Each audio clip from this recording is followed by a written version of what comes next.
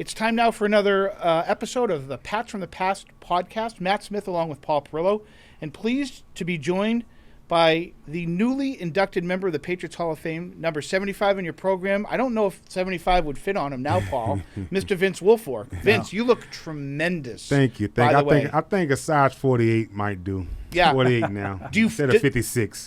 Does it feel normal, like to be more like a normal human being as opposed to, when you played? You know what the most amazing thing for me now is I can go basically in, if they have a 2X, I can fit it.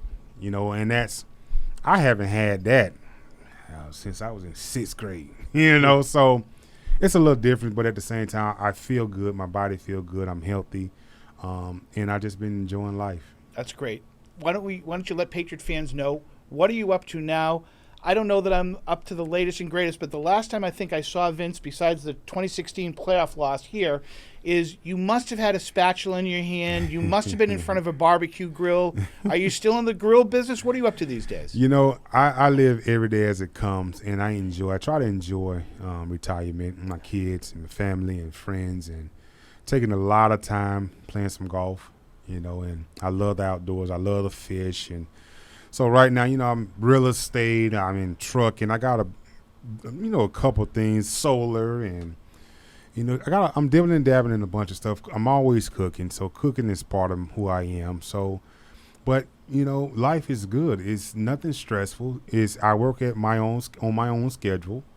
Wake up when I want to wake up, but it seems like I'm still on the football schedule because I'll pop up at 6:00, like I have something to do at 6:00, and then I'm like, okay, maybe I can go read and go for a walk, or maybe I'll just head to the course and play some golf. But living a simple life and happy life, that's what it's all about for me because, for over 20 years, high school and college and NFL, I had a structured life where, it was very demanding, and I had a schedule. I had to meet that schedule. I had routines. I had to be on a routine. And now I'm to a point where I don't have to do all of that. It's your time now. It didn't used to be your time. Now it's your time. It's my time, and I'm probably working harder now. I move around a lot more now than when I played, but I move around how I want to move around now, and I just keep things fun and exciting because I'm a busybody. I like to be moving around, but nothing spectacular. I live a boring retirement life, and like I said, majority of the time I'm on the golf course. And we were, just talking about this before we started. This is your first time back. Yes. Since that, you went to Houston the last couple of that 2016 playoff game. That was the last time you were here at Gillette Stadium. Yep, that was the last You're time. enjoying the memories already. Man, my first time back besides that last playoff game, and we got in Monday, and we kind of walked around a little bit, and I had to go out and get a sweater because I didn't pack. I packed like I was a Southern boy, so I didn't have any sweater or long pants. So I had to go pick up a jacket, me and my fiance, and just walking in this dark, right? And about 20 yards away, I hear somebody, "We love you, Vince." And I look back, I'm like, who the hell know me? It's dark outside. I got this sweater on. It's like, I love you too, That's and cool. and that basically started my time back in Boston because from that moment since I've been up here now, everywhere I go, it's fans everywhere, congratulating me, hugging me, taking pictures and autographs, and what made me so happy is the excitement and the happiness I see on their faces. That brings me joy to see a community that I fell in love with while up here being excited and happy for me. So it's been a thrill. Everybody I encounter, I love Boston. I love everybody here. Some of my closest friends are from here. And this is the best fans that you can ever ask for. So Are you surprised? Were you surprised? Were you nervous? You didn't necessarily end as a Patriot, even though I know you officially retired. Was there any hesitancy, or were you surprised? Because I don't think we'd be surprised that if Vince Wilfork's walking down the street, of course you're going to be beloved. That's the kind of player you were, Vince, but the kind of person you were. I'm surprised because I don't think they can see my face who I was. That's why that's what surprised me. I'm like, they in back of me. They just crossed the street. So how did they follow me or did they see me? So maybe they saw me under some lights, but I'm not surprised about the love that Boston gives me because I've always given Boston 100% of love back because this is my family. Now, like Boston is home for me, even though I went off and played 2 more years, but people tell you quick, I'm a Hurricane and I'm a Patriot. That's what it is. And even though I've been gone all this while, I've always considered myself a Bostonian because of the amount of time I spent here and with the connections and the friendships that I've encountered over my life here. And basically, I grew here, honestly. I was a 23-year-old kid coming here, and grew from a kid to a man here with a family. So all I know is kind of Boston. So I love it. I love it. That's great. They knew you because you've been taking pictures all over the place and posting them on social media. Yeah, I had to do that. I saw you. I had to do that. I mean, because I didn't know. It was nice. It was nice. What type of landmark I was at, like this arc, and then my marketing. She started telling me how big of a deal this hotel I'm staying at. I'm like, okay. So she's like, you need to send a post out. I said, okay, no problem. I listen. Once in my lifetime, I listen. So I listened, and it was like, boom, boom, boom, boom, boom. I'm like, okay, well, at least she was right. So, but I'm, like I said, a lot of people, and I think a lot of reasons that people fell in love with me is they realize how of a normal person I am. I can relate to them because I didn't have anybody sharing. I mean, going shopping for me. I cut my own grass. I bought a plow truck. So I was a man's man. If I had to go grocery shop, I go grocery shop. If me and my family want to go eat, we go eat. Whatever they have available, we sit down and eat. So a lot of stuff I think people kind of equate that, I'm just as normal as everyone else, even though I have, the background of, playing college and a Patriot. I go to Celtics game, I sit in the crowd. So, even now when I go to games now, I sit in the stands. I don't call for a box. I don't call for nothing special for me, So I try to be as normal as possible, but I think over time, people grew to love that about me. It's any day in Boston when I was here, you can walk up to me and catch me anywhere with that normal person to be. Because this area respects and they embrace the regular human beings. Yep. They see the work, getting double and triple teamed and everything like that. They realize you're grabbing your brown bag, hard hat on, and going out to work. And that's how I am. And even to this day in Houston, I'm the same way. I don't hide. I don't try to call and say, can you block this off for me? Like, no, I'm going win with everybody else. We all sit and have a good time. We laugh. We talk football. We talk life. And I think that's one thing that draws people in with me, because I just show them how normal I can be. Like, I know what I come from. I know, what it's like to grind, and I'm a humble person. So I'm blessed to be in the position that I'm in. I'm blessed to have the career I had, to walk away from the game with one major injury. Like, that's unheard of, playing the position I played. And so I'm truly blessed and I'm lucky. So that's how I look at life. You treat people the way you want to be treated. You treat people with respect, you could demand it. So I've played like that. I live my life like that, and that's why I get along with a lot of people. Yeah. So when you go back to the beginning here, 2004, you talked about you're a Cane, you're a Hurricane. So Hurricane. You get drafted in the first round. Yes, sir. Here.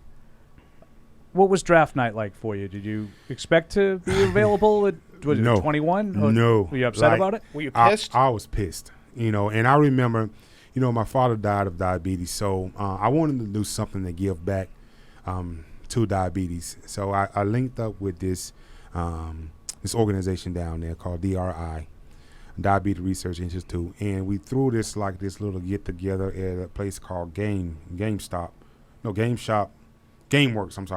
in Miami, and it was just me and my family and a couple friends, and it was probably like 30 of us, and we raised like $6,000 that day. And I was sitting there, and I knew we had 6 first rounders. I knew we had that. I was like, well, I know I'm not going to be the last one, because I've met with, Houston came down and met with all of us. Houston was picking at 10. Then Atlanta had 8. And Atlanta was talking to me every day. So Atlanta was at 8. And then I went and visited Chicago, and I think Chicago had 13 or 14. I went to Buffalo and Minnesota, right? So I'm like, I know I'm going to be off the board before, I'm not going to be the last Hurricane, right? So Atlanta comes. I'm like, okay, here's our first one. Boom. Atlanta comes. They pick the cornerback. I'm like, okay, 10. Houston got one. Okay, Houston. Houston comes. They pick a cornerback. And I'm like, what the hell? Now, mind you, at the time, Sean Taylor had left and Keller Winslow had left. So we had Jonathan Vilma left, DJ Williams, Vernon Carey, and myself. So 13, 14 comes Chicago. They picked Tommy Harris, first D tackle taken. So I was like, okay, they went D tackle, but they went that route. Okay. So now I'm like, I have no clue where I'm going to go. Buffalo come up. I forget who Buffalo picked. And then Jets picked Jonathan Vilma. So he was third going. Denver picked DJ Williams. He's the fourth one. So here we go with Miami. So I'm like, okay, at least I could stay home. Even though I didn't grow up, I hated the Dolphins. I said, okay, at least I could stay home. Dolphins come. Vernon Carey. So I said, you got to be effing kidding me. Is it amazing that the recall? This is 18 years later, Vince. And I'm amazed that almost 18 years all later, of them can do that with their round. And you can just sit there and rattle them off. Because you don't forget. I don't forget. So here comes New England, right? Boom, they pick me. So I said, okay, I'm still pissed. First round, I'm pissed. And I remember my defensive coordinator at the time, Randy Shannon. He came to me. He said, listen. No, he called me. He said, Vince, listen. I know you pissed off and you're upset, but you're going to be the first one to get a ring. Watch.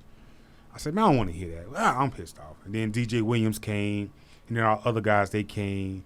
They was happy, and I was pissed off. Because I'm so competitive. I'm like, how the hell I'm the 6th Hurricane pick? Like, that don't make no sense. So I finally let it go. And throughout my career, I said, well, I'm going to show you I'm the best one of these Hurricanes that got drafted that year. That was the inside. That was burning and driving me.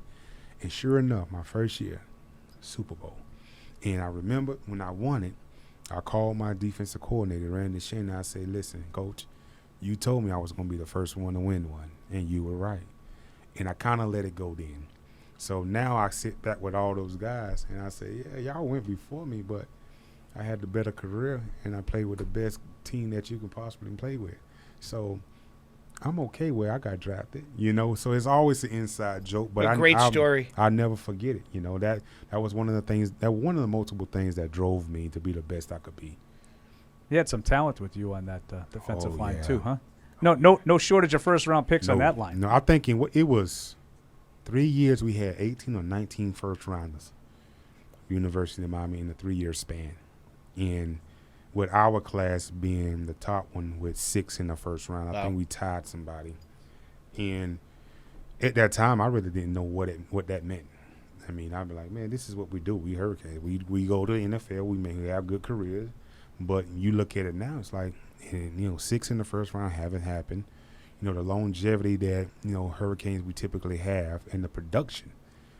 So if you go and look at, all the great Hurricanes that played and where they went and how they played in the NFL, they had amazing careers. Right. So now I'm able to sit back and be like, yes, I'm part of that fraternity down at the University of Miami. Not only did we do it in college, we also did it at the highest level, and being a Patriot Hall of Famer, that just speaks volume of not only my play, but from everywhere that I come from my upbringing, from my coaches in high school and in college, and a lot of credit go to Bill Belichick, because Bill and Kraft believed it in me. Took a guy from a 4-3 penetrating defense, brought him in the system, and had to teach me the system, And I just remember those days just trying to learn it. Everything I was doing was too fast, so it was like everything was opposite of college. I got to stay front side in college. NFL, we stand backside. I was fast. I had to be fast in college, quick in college. I had to slow down in pros.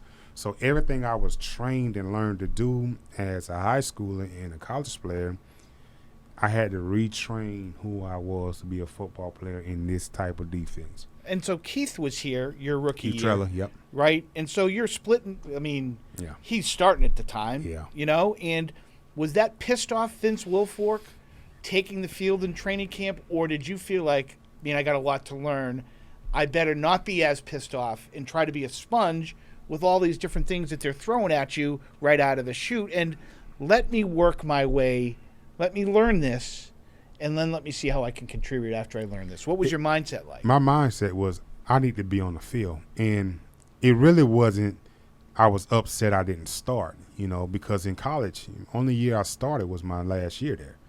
I played behind two defensive tackles in college my first and second year, but my playing time, I played more than them. So that really didn't bother me. And I knew Keith Treller was an older guy coming in, and he never really played in this defense. So it was new to him, too. And he was an older guy, and, just age kept up. I used to see him rub his knees and all this stuff and put all the stuff on in his locker, and we used to laugh at him. And he said, don't worry about it, young buck.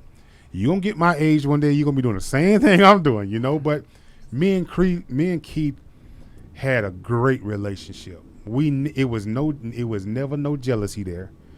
We learned off each other because every time I had to do something, even though I was a rookie, he had to do it because we both had to learn how to be a nose tackle. Because think about it, we were trying to replace the great Ted Washington at that position. Right.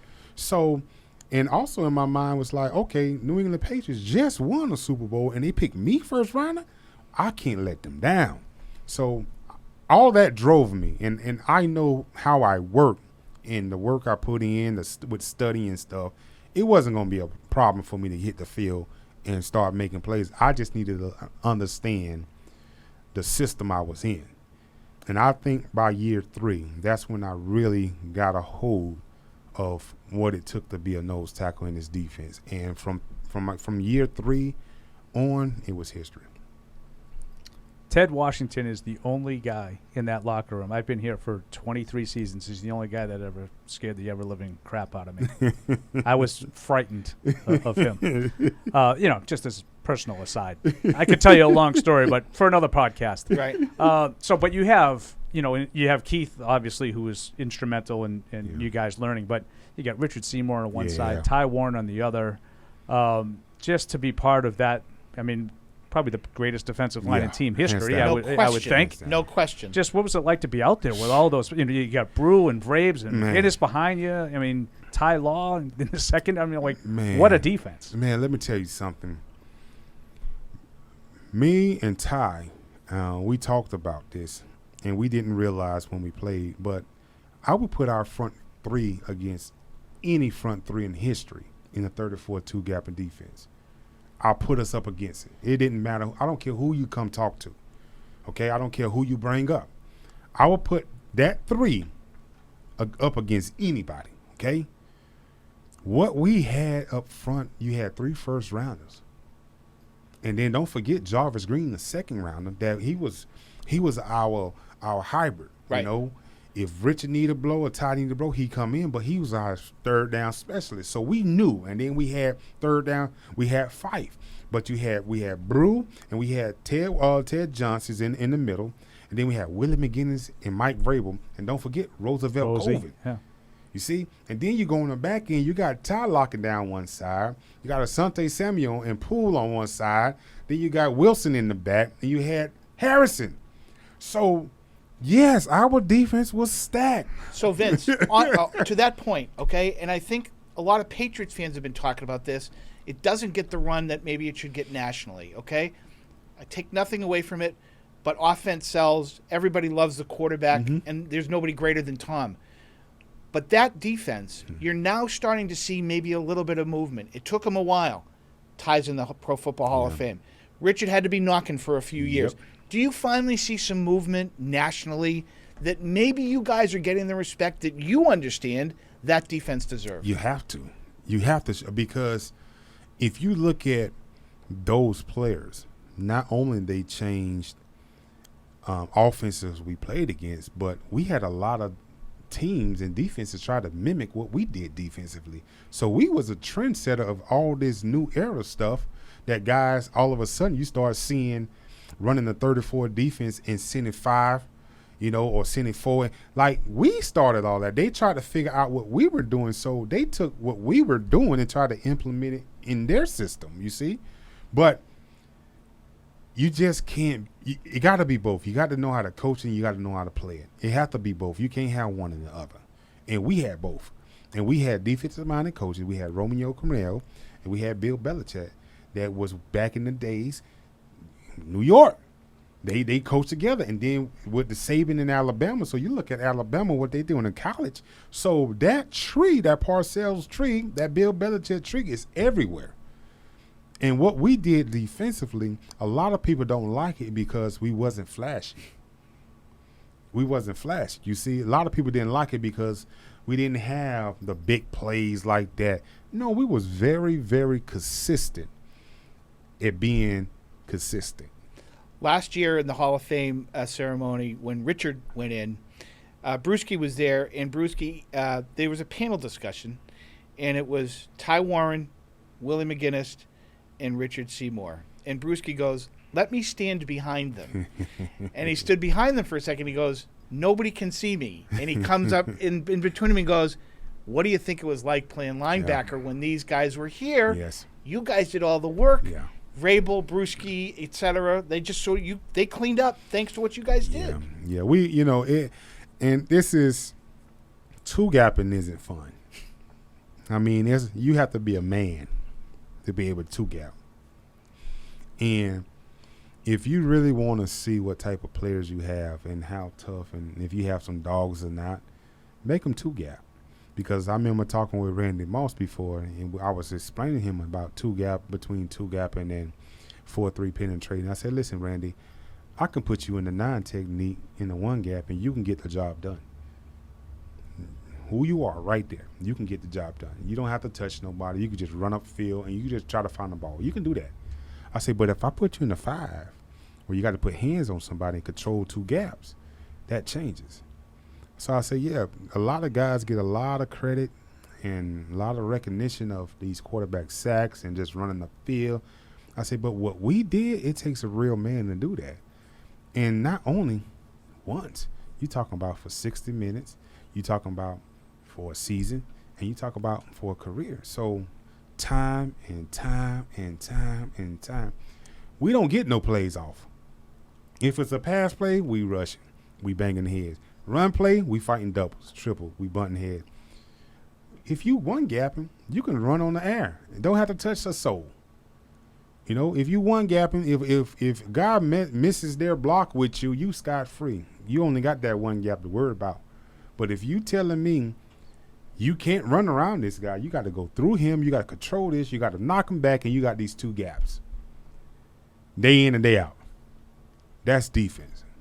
But what's sexier and what do the guys look at? That's what I was going to ask. Where can I get paid? Was there ever any resentment? I mean, did you guys ever go to Bill and just say, "Hey, we got the lead here. Why don't you turn us loose a little bit here?" No, Bill done a good. You know what? Bill used to give us some bones here. And we got to a point where that's funny. Bill trusted us enough, and Bill knew what he had. Bill knew he had 3 first-rounders, basically 4 first-rounders with Jarvis. Yes. Up there that we can control the game.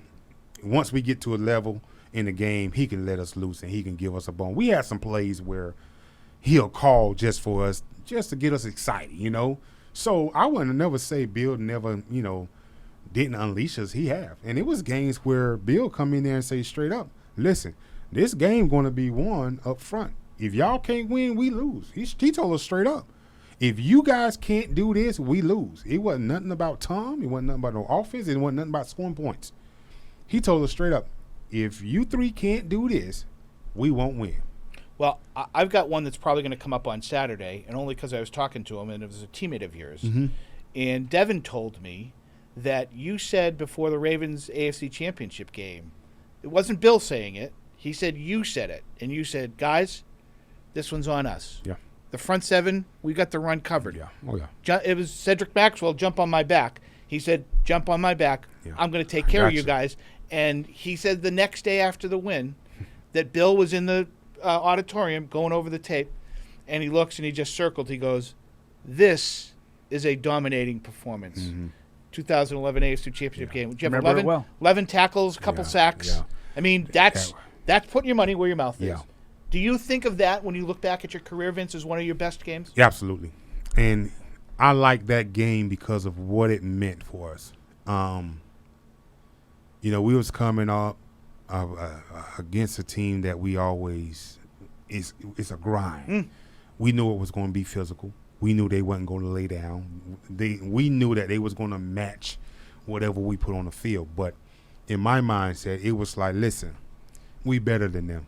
This is our home turf, and we got to show it. Plain and simple. There's nothing else to talk about. So I knew going in there what it meant, and I knew how much the team looked up to me, and they listen when I speak.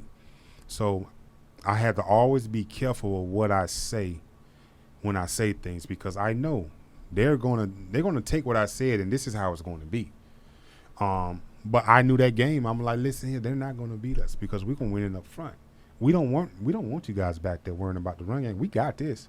I don't care if it's 7 in the box or 6 in the box, because there was times where we had 6 men in the box, and we used to call it big. Bill told us, you guys have to play big. We won short. Okay, coach, not a problem. If that's the game plan, we would do that. And I just knew how important that game was for us as an organization, as a Patriot, for our fans, and being in front of our crowd.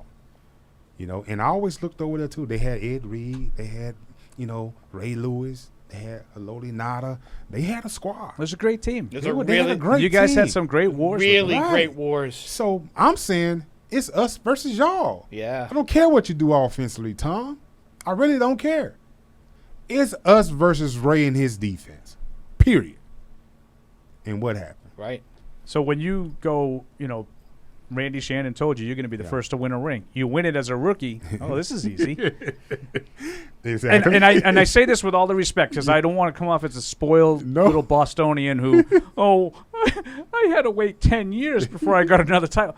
How was that 10 years like, from 04 to 14? Man, you said it. Yeah. Because that's the first thing I said. I win it my first year, because you got to realize when I get down to University of Miami, my first year we win it, right? We win it. So the next year we go back, Ohio State. We lost that. We all know what that is. So here I am, my first year in the league as a rookie. I win another one. So to me, winning easy. And guess what? I've lost, 3 games, 4 games in college? So it's like, I'm used to winning. This going to happen all the time. Year 1 go by, we don't make it. Year 2 go by, we don't make it. Year 3 we go by. So now I'm scratching my head. I'm like, man, geez, I thought this was going to be easy. So you start to appreciate what you've done and what you've accomplished and how hard it is to win. Because the other guys are getting paid too. Yeah, so it's like, okay, it ain't that easy. So I had to humble myself, like, okay, this don't come by all the time like that. So that's what I would say to the Patriots fans is this. For 2 decades, we ran the NFL. Nobody would never see this again while we're living. I truly believe that. We ran it. We need to appreciate what's been done and how it was done over these past 2 decades. Can you, now that you're out of it, Vince, Bill talks about it all the time. Bill's asked all the time, oh, Bill, what about this? What was your favorite that? And he goes, it'll be time to think about that when it's over. It's now over for you. Yeah. Can you look back at that kind of with a clear head and go, holy smokes, look at what we accomplished? Yes. And that's, as I was playing, I never could. I wouldn't even allow myself to. But when I retired, and I tell people, it's like when I was in, my train, it got started rolling early in my life because of just what I've been through. And it only sped up, once I got to the NFL. I couldn't stop. I couldn't stop my train. My train was rolling. And when your train rolling, you don't have time to sit back and see who's all getting on and getting off the train, because you the conductor. You have to drive. You have to make sure that train stay on track, right? But soon when it's over, that train stops, and then you can step off and you can look back and say, I've been to all these places. I done did all of this. Now you have a satisfactory of saying, dang, I can't believe I did this. But that only happens when it's over. And I'm not talking about when the season's over. I'm talking about when your career's over, when you have time where you can sit back and understand what you really accomplished. And that's where I'm at now. Perspective. You have to put it in perspective now, and that's what I'm doing. So do you have one that maybe stands out? One of those games, one of those titles, one of those moments that stands out for you above the rest? The one that stands out to me is what the second Giants lost, what, that's 11? Yep. That one stands out to me the most. And that one right there hurt me the most. Because More so than the first Giants game. Yes. Because I thought the third Super Bowl, the second one we lost in 11, I thought that team we had was a team full of guts and grind. I mean, we were some grinders. I mean, we was tough. We was mentally tough. And also, I feel at that moment, that was my defense. You see, my handprints was on that defense at that time. So when I delivered messages and when I spoke to guys and when we talked and we had meetings, they were locked in. And I remember looking at Chong when I was, excuse me.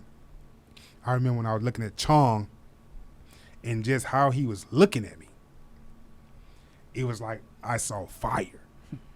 It was like he could have ran through that brick wall if I would have told him. And see, it get me kind of going now because that's one that got away from us because that team was a great football team. And also we coming off of Myra, her death. So we had all that ball. Everybody wanted to win for Mr. Kraft and Myra. So, and we had it all. Even Bill, we had it all. Like going to that Super Bowl, Bill told us, listen, we're going to work, but we're going to also enjoy ourselves in this moment. And I remember you remember that. Mm-hmm. It was 07, that wasn't the case. Mm-mm. No, You guys 07. You guys were From the moment we got on the plane to go in 07, we were all uptight. Yeah. Right. And I felt like you guys were visibly uptight. Yep. That whole week. And I remember in the hotel lobby in 11, Mm-hmm. it was a different look. You go, It whoa, was wait a different. minute. Yeah. Bill went to the Thursday night party. Yeah, and, You know? and I don't mean this to sound, Yeah. disrespectful. I think out of the Super Bowl teams that you were part of and that we were around, that was one of the lesser talented ones. Yeah. But the way you describe it, Yeah. with the grittiness and the toughness, I would agree with. But I mean, you guys had Jules back in the secondary, Yes. like chasing guys around in the AFC title Yeah. game. Right. Like that team just got by on Guts. guts. Guts. Guts. It's Guts. like Kevin Grind. Garnett would tell you. Right. It was grinding. Grit and balls. And we was a younger group. We had a couple Chung, young guys. Mayo, All of them. McCourty. It's like we were young, but they had the right mindset and attitude, and you can win with that. You can win with guys you can coach and you can teach, and that's willing to learn and willing to listen. You can win with that, and that's why I say that Super Bowl was probably one of the hardest games for me. Okay, we got to wrap things up here in a second, so I'm going to finish with this one, Vince. The reason why we're here is because this weekend you get to be inducted into the Patriots Hall of Fame. Yes. What does that honor mean to you, Vince? I just spoke on being able to stop that train and look back with all, everything you've been through. And it says a lot about my teammates, the fans, staff, everybody that's affiliated with this organization. I am humbled and honored to get this accolade, and this is for all of us. It's not just for me. It's for every fan that's out there that I stepped on that field and I looked up in those stands that I can barely hear each other giving the calls, the music that we play, the excitement that came from the fans day in and day out. Every Sunday, Monday, Thursday, they were there. They never left us, That's what this is for, and that makes me feel good because I'm going into the Patriots Hall of Fame not only by myself, but with all of my fans and everybody else that I ran and encountered with through the course of my career. So this is a moment that I'm always going to cherish, and this was for all of us. Well said. Well deserved. Thank you. And I hope you have a hell of a time this week. And I Oh, hope we you will. can. I hope you can smell the roses and enjoy it. Absolutely. Oh, we enjoy will. it. You know- We will enjoy. Congratulations. Thank you, guys. Vince Really Wilfork, our appreciate guest. it. Vince, congratulations. Thank you, guys.